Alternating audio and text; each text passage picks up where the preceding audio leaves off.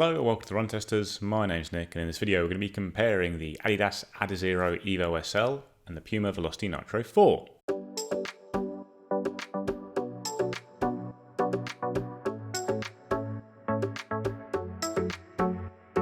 So I want to compare these two shoes because they are both pretty versatile daily trainers that come in around a similar price. They do certainly have different strengths and are pitched in slightly different ways, but we thought it was worth comparing them as they're two shoes that we rate very highly on the channel.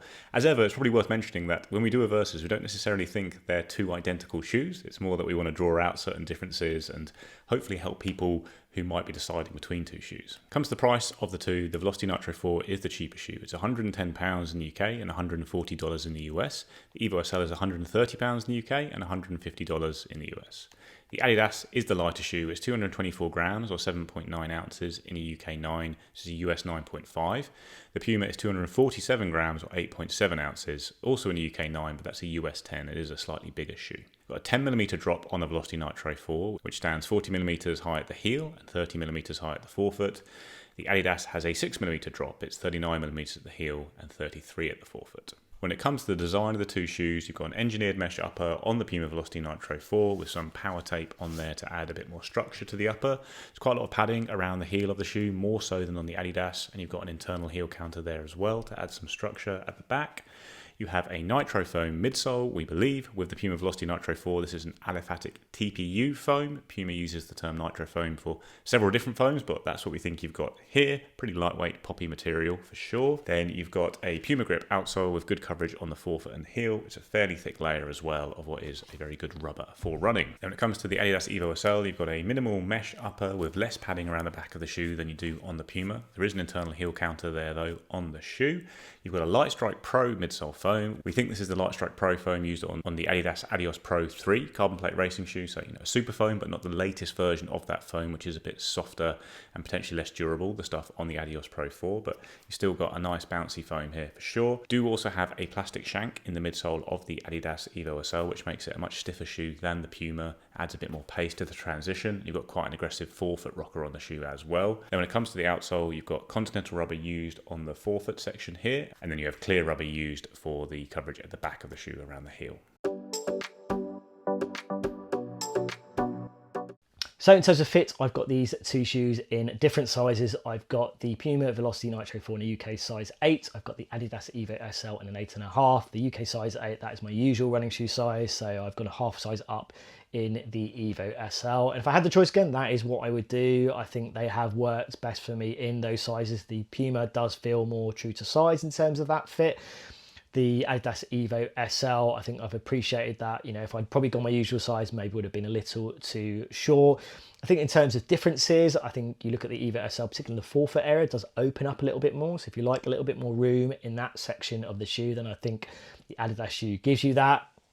I think the Puma Velocity Nitro 4, there's just a little bit more, the padding and the volume of the upper just feels a little bit more noticeable in comparison to what you're getting on the Evo SL. So from a comfort point of view, maybe getting a little bit more on that front there. But then if you look elsewhere, the lockdown has generally been good. I think it works a little bit better on the Puma shoe in terms of those laces and the tongue combinations.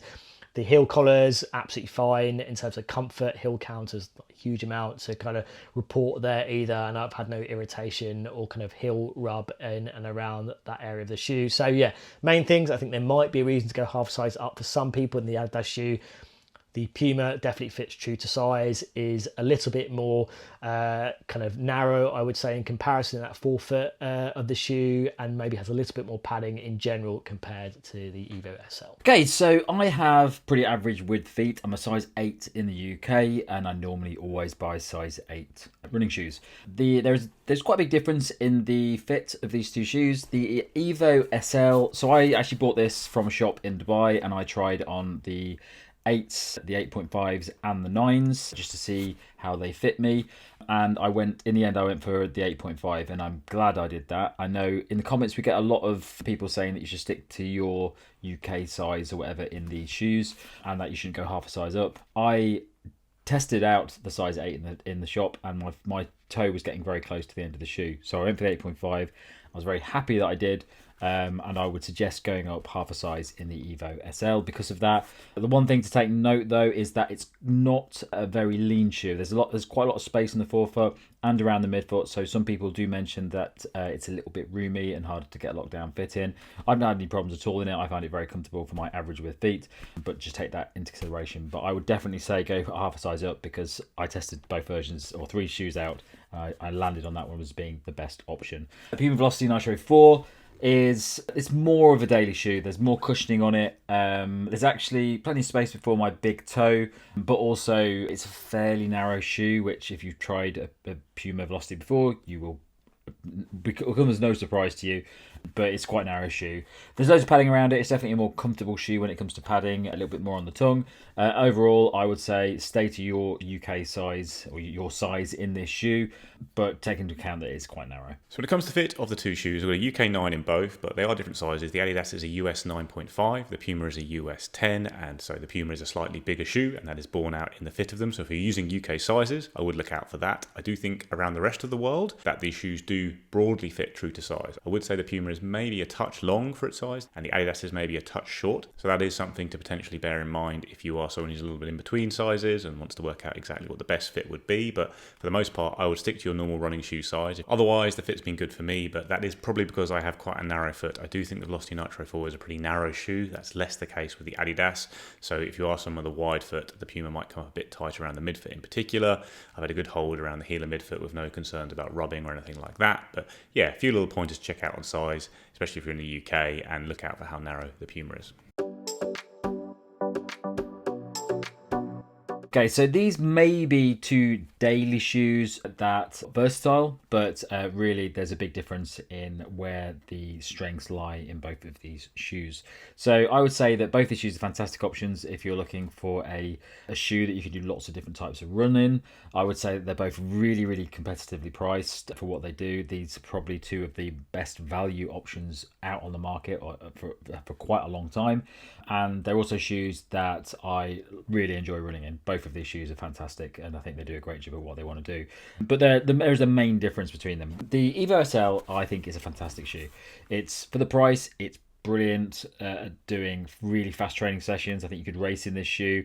I actually think it's quite nice for easy runs, and it's just an all-round fantastic shoe that really skews for that performance side of things. So if you're looking for a shoe and you're maybe running with a complex race shoe and you want something to do with your training in, this is a fantastic shoe because it's not that expensive in comparison to the shoes out there, but also you can do a lot of fast stuff in it. Also, it's all right, as I said, it's all right for the easier runs, but what I would say about the Evo SL is that it lacks stability. That's the big problem with it. So if you are a new runner or if you're somebody who pronates, this is a risky shoe to use because it is it's quite soft, very soft midsole in it. It's quite bouncy, but that soft midsole does also mean that it is a little bit wobbly as well. So you just need to take that in consideration with the Evo SL.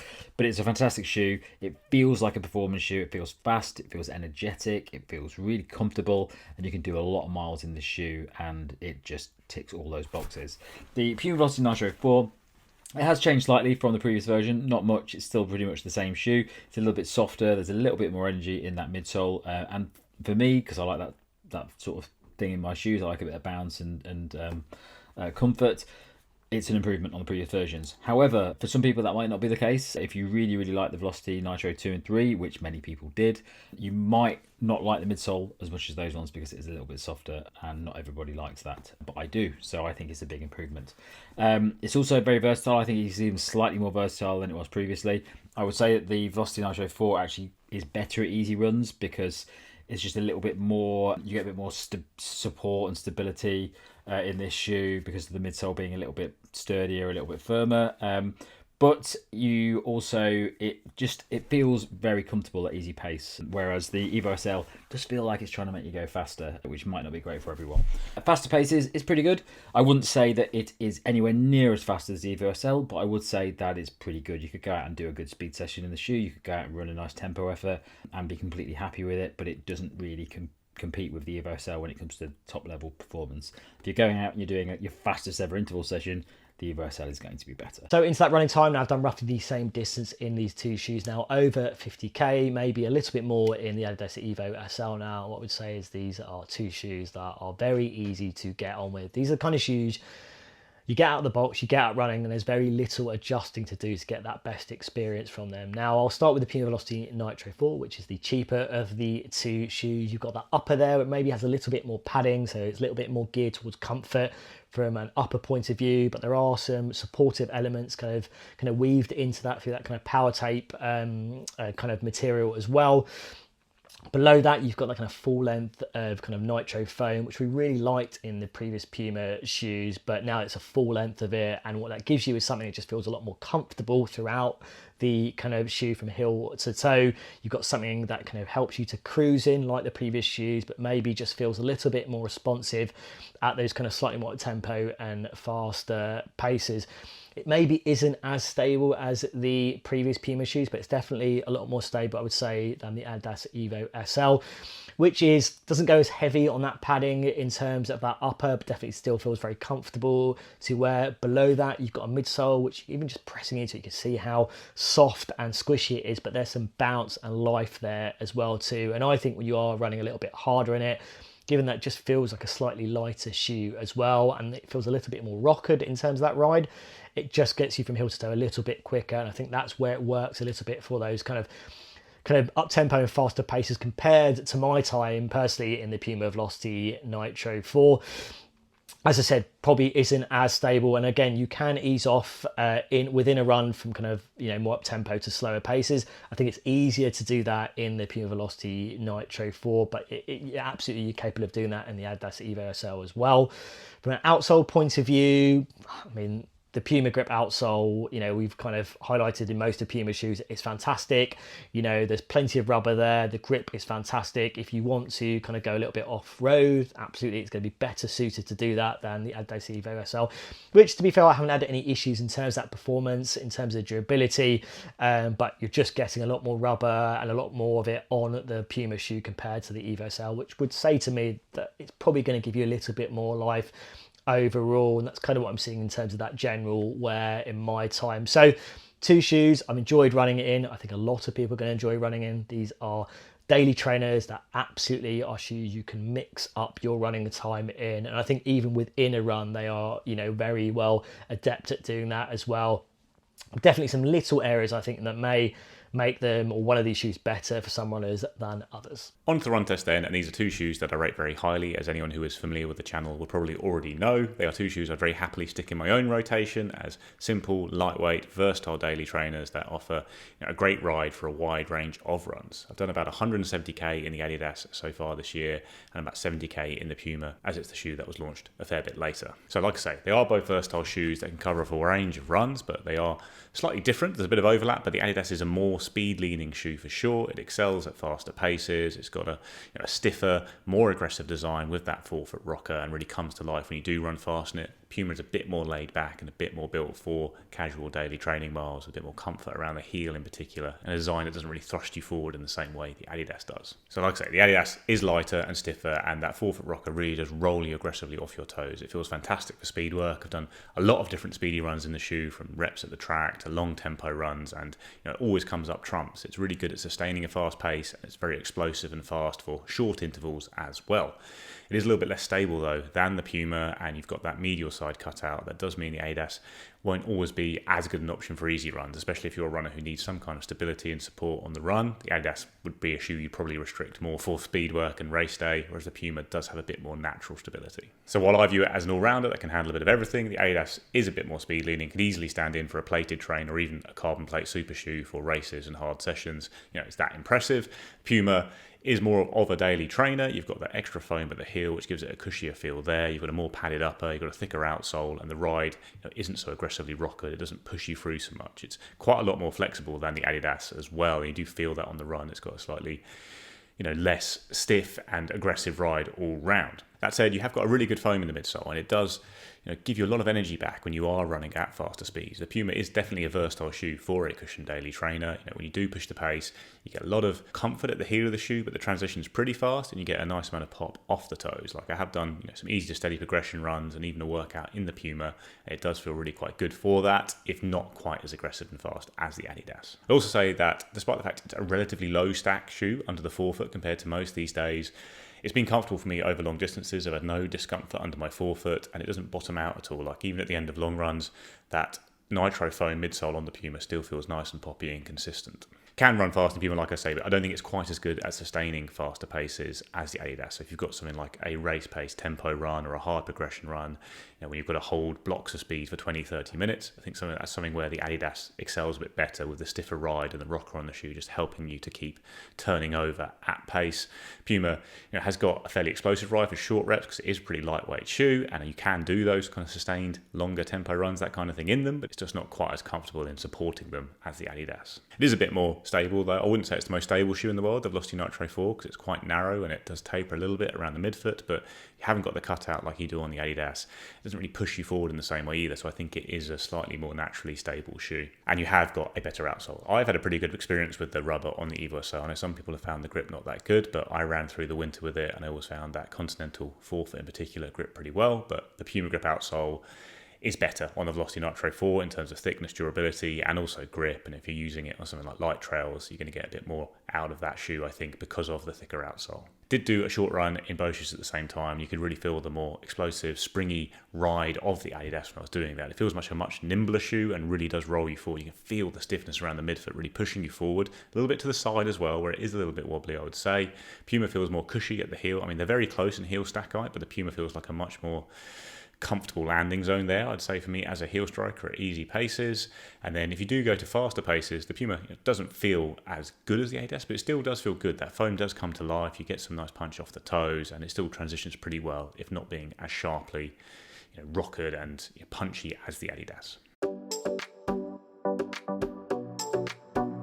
When it comes to verdict, these are two really good shoes, and they're both shoes you could consider for the same rotation as I probably would myself. The Puma being the slightly more cushioned, comfortable daily trainer that can handle a little bit of trail running and that kind of thing because the outsole is a bit thicker, a little bit more comfort around the upper potentially as well, but is still pretty versatile. And then you'd use the Adidas Evo SL as more of a dedicated speed shoe because it has got that faster ride, that more aggressive feel. But you could also use either of these as all-rounders. If you're going to do that, for me, the Adidas Evo SL is the better all-rounder because of its higher level of performance at speed, but that's because I get on well with it for easy runs. I haven't got any problems with stability with it when I am moving at easy paces, and I really like how it performs at faster paces, and I do a lot of fast running, so I do enjoy it for that. If you're a newer runner or someone who's less focused on speed or are a bit more worried about stability, the Puma Velocity Nitro 4 would be a really good all-rounder. For a cushioned daily trainer like this, it does deliver really well at fast speeds. I think it's one of the more versatile cushioned daily trainers out there.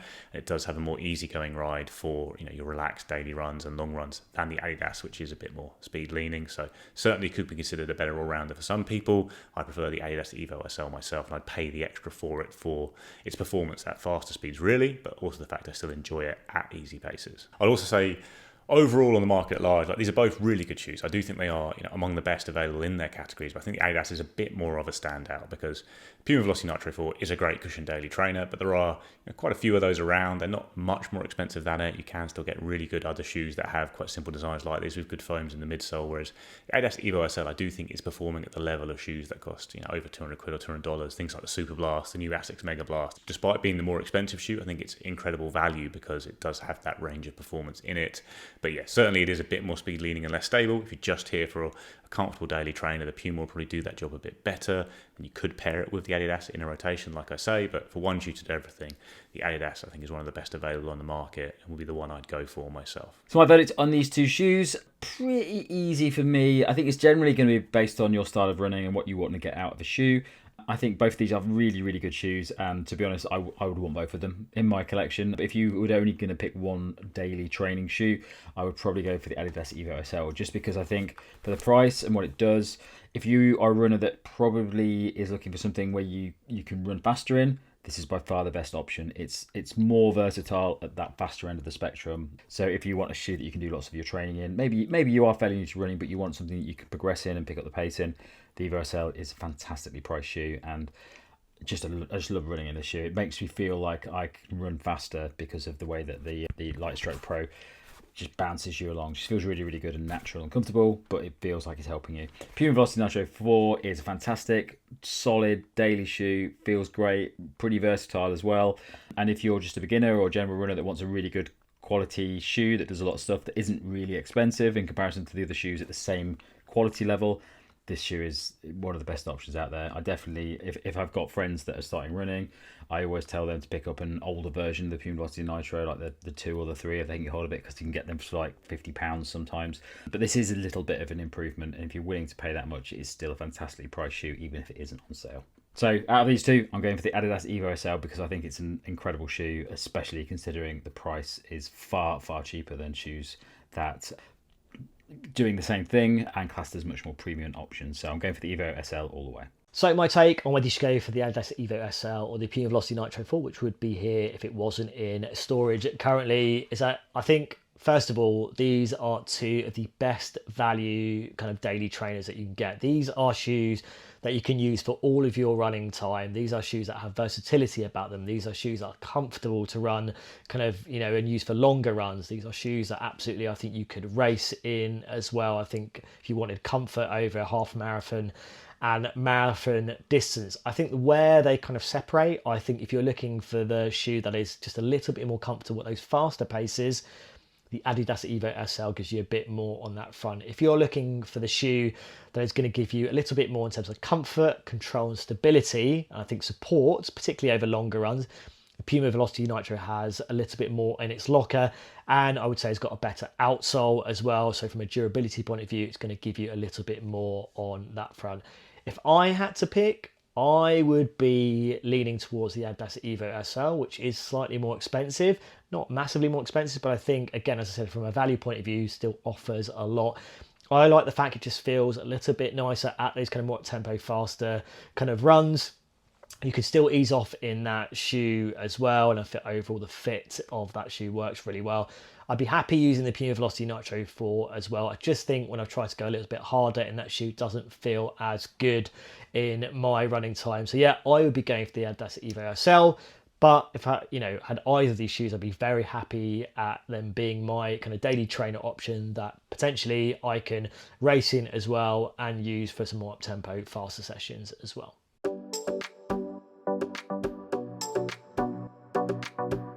That's a comparison of the Velocity Nitro 4 and the Adidas Adizero Evo SL. Let us know what you think in the comments below. Please like and subscribe, ring the little bell, and we'll see you next time.